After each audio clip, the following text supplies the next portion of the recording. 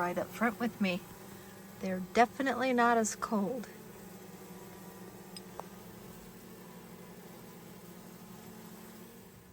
Okay, so I filled this bucket about halfway with sugar, and I'm just adding warm water to it and stirring vigorously until it's not cloudy anymore.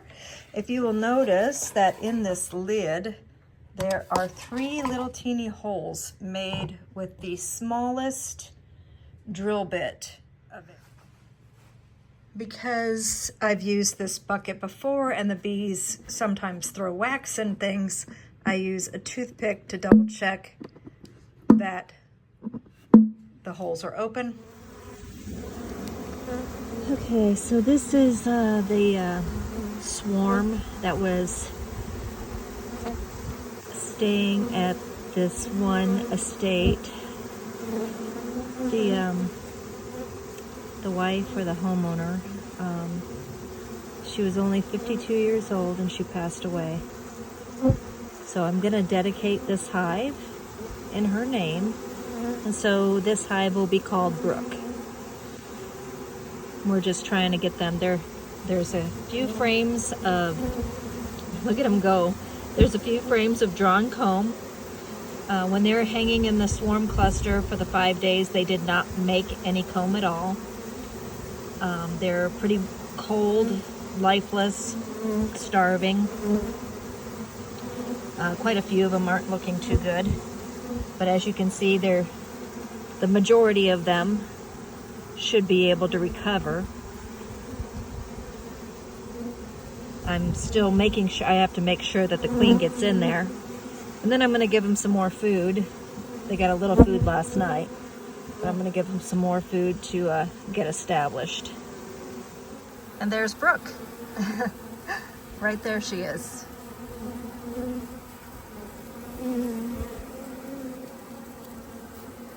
I'm going to put the queen inside now and cover it.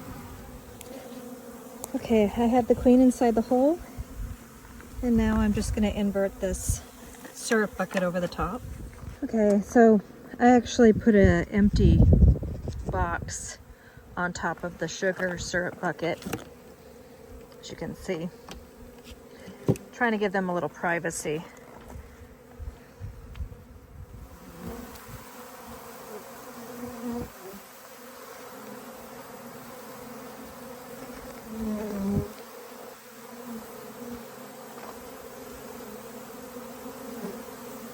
See, word is getting out that mom is in the box.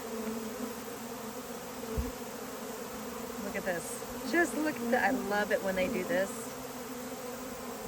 Look at the mad march.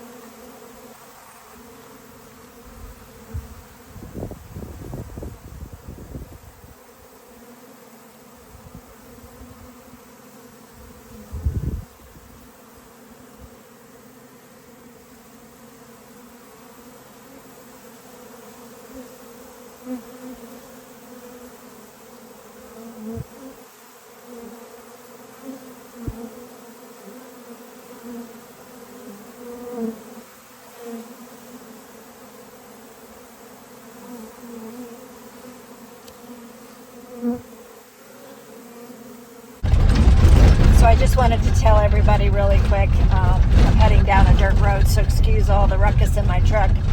I got my ladders with me for tonight's removal. But anyway, hope you can hear me.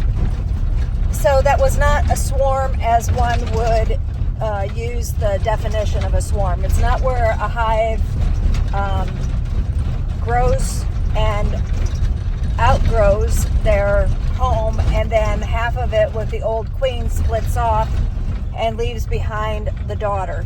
That's not what this is. This is, mid-November, And so what happens is these are Africanized hybrid honeybees that have utilized all of their resources in the colony that they were living in.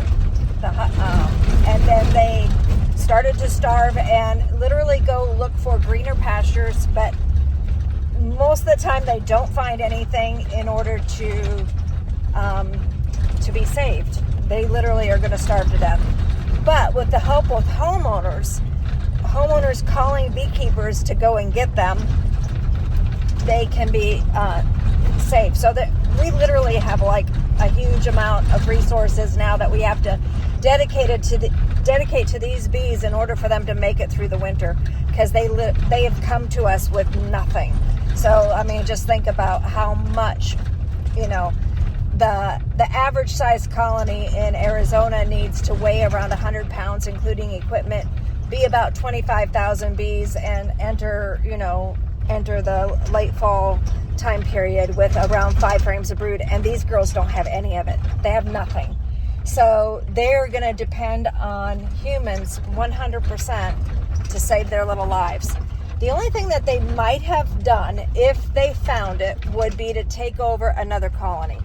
So if they were strong enough to make it to a location that had another beehive, and it didn't matter if they're European or if it's another Africanized, it doesn't matter, and they were able to overthrow that queen and put their queen in there, they would have been able to be saved on their own. But this is really, this is just the sadness. This is just the facts of nature. And so thank